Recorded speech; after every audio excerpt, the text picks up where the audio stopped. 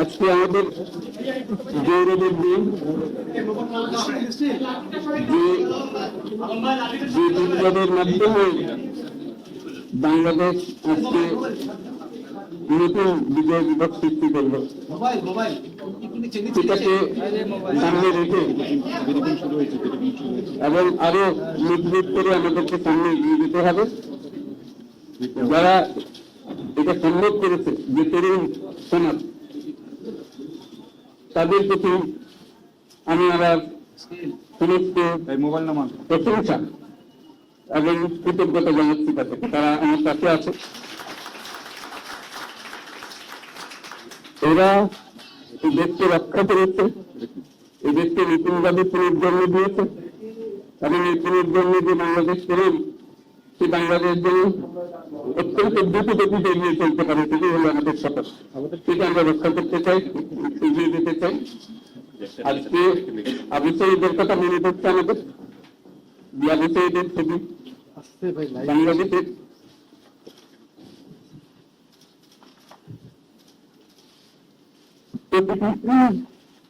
মানুষের গেছে আছে, এটা বলতে পারবে না।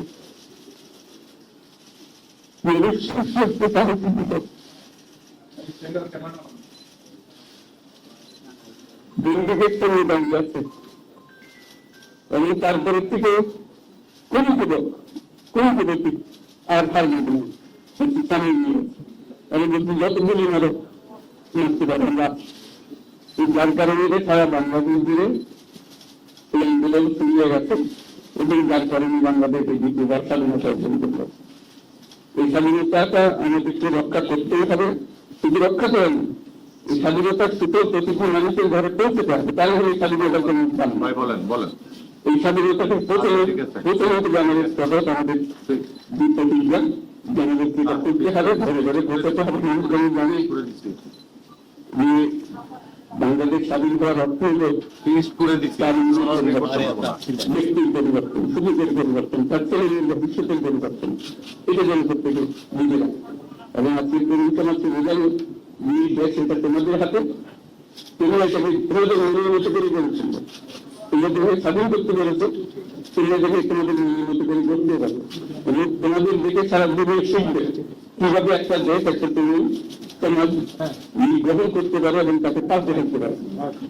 তাদেরকে আমি বাড়ি বাড়ি উপদেশ দিই, তরুণদের খুব বাদ দাও, তাদের উপরে চিন্তা দিয়ে আমাদের সবাই না করি, তার বিভিন্ন চিন্তার কথা বলছি, শুধু বাংলাদেশের কথা বলছি, তার বাংলাদেশের কথা বলছি।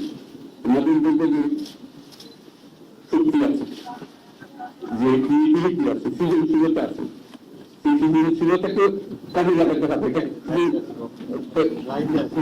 দেখার জিনিস না, এটাকে প্রকাশ করার জিনিস, স্থাপন করার জিনিস, সেটা করা এটা আমরা আমাদের আপনি বারবার কাজটা হবে, দায়িত্বটা হবে। তারা যেটা অর্জন করে নিয়ে এসছে এখন তাদেরকে দিয়ে এটাকে কমিয়ে দেওয়া, আমাদের সমস্ত টাকাকে পরিষ্কার করে দেওয়া। সরকার বলে একটা জিনিস আছে, কিন্তু মানুষের কোনো আস্থা নেই। মানুষ মনে করে সরকার একটা একটা যন্ত্র, যেখানে যেখানে সুযোগ পায় তার একটা কষ্ট করা, একটা প্রিমিলি দেওয়া, ছোট স্তর। এটা হলে তার থেকে জমিদারের সামাল দিতে হবে, তাকে একটা ভয়ের একটা জিনিস তাকে সামাল দিয়ে চলা। এটা হলো সরকার, এটা সরকার হতে পারে না। সরকারকে দিকে মানুষের মুখ খুলে উঠবে, আমাকে সাহায্য করবে, আমাদের রক্ষা করবে, আমার সরকার আমার দিকে হবে। সরকার তার জন্য দায় আমাদের যে সরকার হবে সেই সরকার মানুষকে রক্ষা করবে, মানুষের আস্থা হবে প্রয়োজন করে তাকে বিশ্বাস করবে সরকারের লোককে বললে আমাকে রক্ষা করা হবে। সেই রাস্তাটা আমাদেরকে ফিরে আনতে হবে মানুষের মধ্যে, তাহলে মানুষও বুঝবে এটাকে। মানুষ এখন পিছিয়ে থাকে, পিছিয়ে মধ্যে আমাদেরকে বুঝিয়ে দিচ্ছে। আমি যদি জানতে পারি যে এইটা আমরা সবাই মিলে আমরা বেঁচে হতে পারি একটা সারা বাংলাদেশ একটা বড় পরিবার, এই পরিবার আমরা একসঙ্গে চলতে চাই। আমি আমাদের মধ্যে বিধা দ্বন্দ্ব জাতিটা একসঙ্গে চলতে চাই, যারা বিগত গেছে তাদেরকে পথে আনতে চাই, যাতে করে একসঙ্গে আমরা কাজ করতে পারি। এর মধ্যে আমরা শুনলাম আসার পথে সেই স্ত্রী এখানে আইন শৃঙ্খলা দেখা করছে, মানুষ আক্রমণ করছে, ঘর বাড়ি জ্বালিয়ে দিচ্ছে, সম্পদ জ্বালিয়ে নষ্ট করছে, দিয়ে যাচ্ছে, অফিস আদালত আক্রমণ করছে, সংখ্যালঘুদের উপর আক্রমণ করছে, হিন্দু বৌদ্ধ খ্রিস্টান আমরা সবার উপর আক্রমণ করছে। এগুলো হলো ষড়যন্ত্রের অংশ, এগুলো আমাদের বিষয় না। আমাদের কাজ হলো এদেরকে রক্ষা করা, সবাইকে রক্ষা করার দিকে। প্রতিটি মানুষ আমাদের ভাই, আমাদের বোন, তাদেরকে রক্ষা করা এবং আমাদের একটা শৃঙ্খলা ফিরে আসা। বিশৃঙ্খলা, সহিংসতা এগুলো হলো অগ্রগতির বড় শত্রু।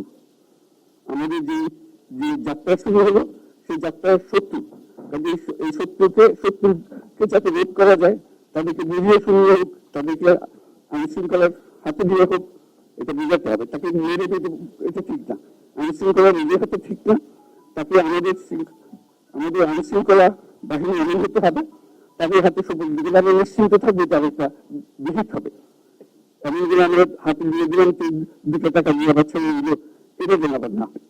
আমাদের সেই রাস্তাটা আমাদেরকে আনতে হবে। তাদের আইন শৃঙ্খলাটা হলো আমাদের প্রথম কাজ। এই আইন শৃঙ্খলা ঠিক না হওয়া পর্যন্ত এটা আমরা অগ্রসর করার জন্য পদক্ষেপ নিতে পারবো না। আপনারা আমার উপরে আস্থা রেখে আমাকে জানিয়েছেন যে ছাত্ররা আমাকে আহ্বান দিয়েছে, সেটাতে আমি সাড়া দিয়েছি। দেশবাসীর কাছে আমার আবেদন, আপনারা যদি আমার উপরে বিশ্বাস রাখেন, আমার উপরে ভরসা রাখেন, তাহলে নিশ্চিত করেন যে দেশে কোনো জায়গায় তার উপরে হামলা হবে না। এটা আমাদের প্রথম দায়িত্ব। এটা যদি আমি করতে না পারি, এটা আমার কথা যদি না শুনে দেওয়া, তাহলে আমার প্রয়োজন এখানে নাই। আমাকে দিবাবেন, আমি আমার কাজে থাকি, সেখানে আমি ব্যস্ত থাকি। যদি আমাকে প্রয়োজন মনে করেন, তাহলে আমাকে প্রয়োজন মনে করলে আপনাদেরকে দেখাতে হবে যে আমার কথা আপনারা শুনুন। আমার কথা না শুনলে আমার কোনো প্রয়োজন নাই। আমার প্রথম কথা হলো আপনারা বিশৃঙ্খলা থেকে দেশকে রক্ষা করুন, আপনারা সহিংসতা থেকে দেশকে রক্ষা করুন, যাতে আমরা যা আমাদের ছাত্ররা আমাদেরকে পথ দেখায় সে পথে আমরা এগিয়ে যেতে পারি। এটা একটা খুব সুন্দর দেশ হতে পারে বাংলাদেশ, এটা খুব সুন্দর দেশের সম্ভাবনাময় দেশ।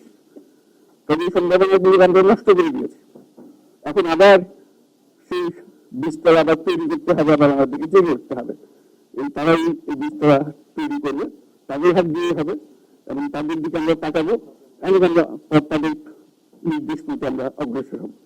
এখানে সরকারি কর্মকর্তা কর্মচারী যারা আছেন, সেনাবাহিনী, বিমান বাহিনী, নৌবাহিনী, প্রধানরা যারা আছেন, তাদের প্রতি অনুরোধ, পরিবার এইটার মধ্যে যেন আমাদের প্রয়োজন না হয়, আমরা একযোগে একসাথে চলতে পারি এবং আমরা তড়িৎ গতিতে একটা সুন্দর বাংলাদেশ গড়ার পথে এগিয়ে যেতে পারি। আপনাদের সবার কাছে আবেদন, আমাদেরকে সেই সুযোগ দিন, আমরা সেই পথে আমাদের অগ্রসর। এই যে প্রসার বিকাশ, পৃথিবীর সবাই আগ্রহ করে তাকিয়ে আছে আমাদের দিকে। এখানে যখন ছাত্ররা রাস্তায় নেমেছে, পৃথিবীর সব জায়গা থেকে অভিযোগ এসছে যে তারা অবাক হয়েছে আমাদের তো গার্সিয়া রয়ে গেছে, প্রতিনিধি যা হয়েছে অবিশ্বাস্য কাণ্ড, তাদের এটা স্পর্শ করেছে, তাদের পরিবার জেগে হচ্ছে আমাদের ছেলে মেয়েদের এই অভিজ্ঞতা থেকে, তাদের এই সংবাদ থেকে তারা জেগে আমরা কি করতে পারি। কাজে আমাদের কাজ হবে এগুলি সম্পূর্ণ করা। আমরা আজকে থেকে শুরু করলাম, সেটা আশা করি আমরা দ্রুত গতিতে এগিয়ে যেতে পারবো। সবাইকে ধন্যবাদ।